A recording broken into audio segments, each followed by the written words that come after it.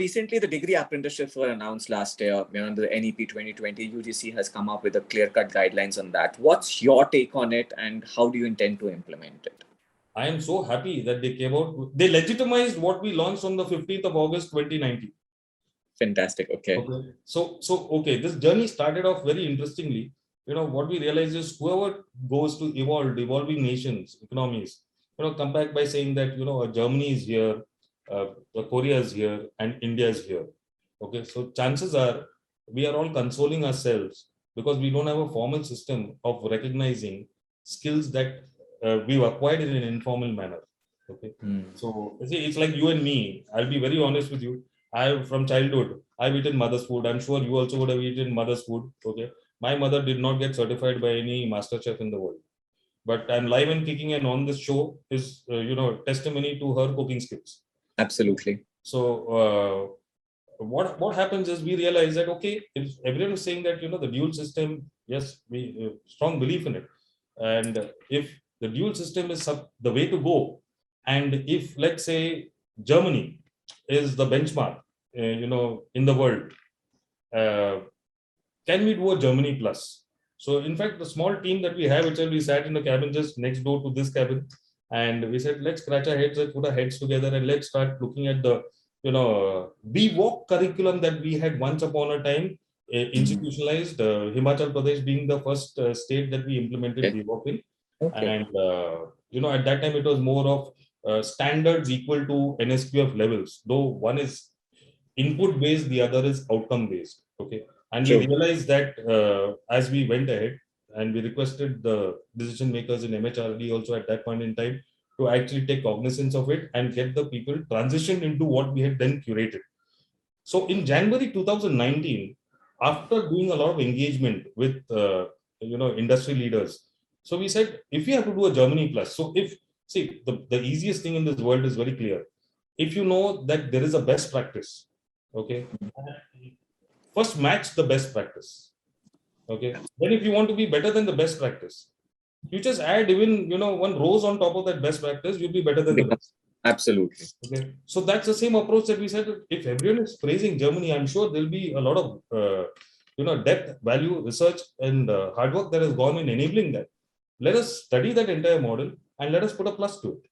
So while we went through their entire work and way of functioning, we realized that yes, it's a very well integrated and robust intertwined education and skill system. While we said, okay, let us then look at an outcome which is guaranteed for the child in UG programs, and by the time they graduate, let it culminate into something that even a Germany in this environment does not give. So let us give a supervisory role. Okay. So if the outcome, which is going to be guaranteed, is going to be a supervisory outcome, let's work backwards and let's see what are the skill sets, what are the competencies, what are the knowledge elements, what are the performances that the person will have to acquire in that journey to succeed in that role. We work backwards, and with a lot of engagement with academicians as well as the industry leaders, we realized actually it was a revelation actually at that point in time. And to be very precise, the skill component was working out to 67.5%. Okay. Remaining being the academic portions. Yeah. Okay. And it was actually 70-30 vice versa at that point in time. True. So in January 2019, then we had a meeting in Shram Shakti Bhavan, and all the stakeholders were there. We had people from AICT, UGC, MHRD, and we said that, yes, actually, if you go to see, vocational skilling has, we are all culprits to it, because probably at some stage or the other, we were, 19-20 का फर्क कर लेंगे, चलो 19-20 का फर्क करने से it's not going to happen, because even if I had to assume, Harvard being the best university in the world, if Harvard has to in isolation write the curriculum of what is going to go into all the admits over there, once they pass off, and if industry does not recruit them, does Harvard have the wherewithal to hire them? No. So how can Harvard be the writing body, or the body that actually articulates what is desired for professional to succeed in the industry? It has to be the industry who has to write it.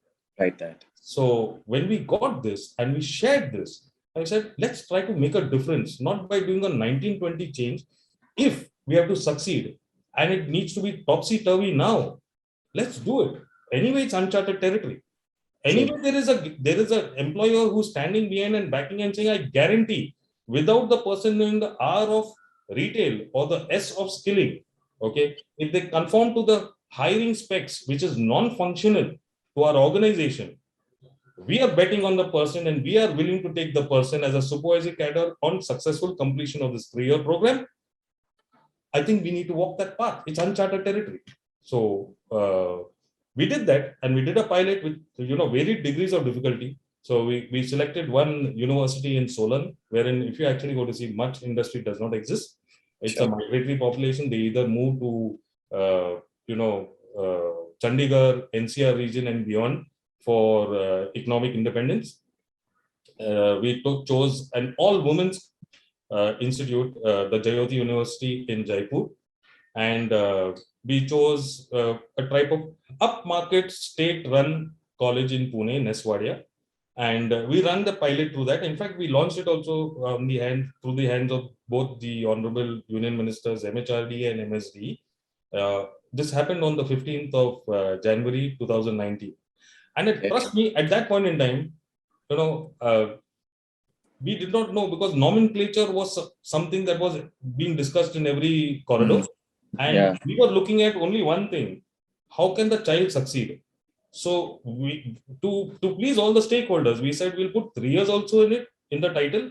We'll put apprenticeship also in it. We'll put degree also in it. We'll put program also in it. We'll put all the possible things. So we launched it as a 3-year apprenticeship embedded degree program.